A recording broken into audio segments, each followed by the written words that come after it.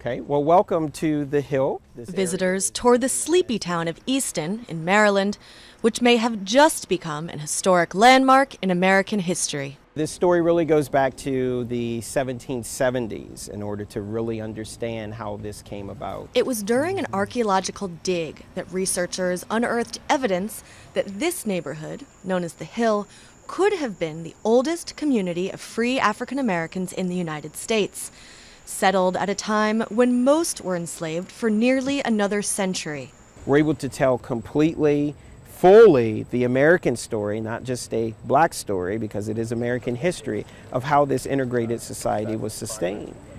Now, we excavated at this site this summer. Researchers cross-referenced early land records with coins, tools, and pottery dating back to the late 18th century.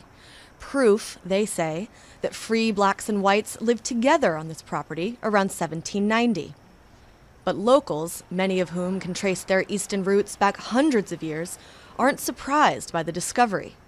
Kiefer Copper has found so many artifacts over the years, he's even started digging in his own backyard. Because I do historical work on houses and everything, so I found a lot of old marbles, clay marbles, and skeleton keys, stuff like that.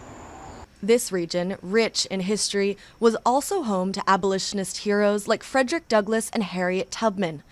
And so, with the 50th anniversary of the March on Washington approaching, locals reflect on centuries of civil rights struggles.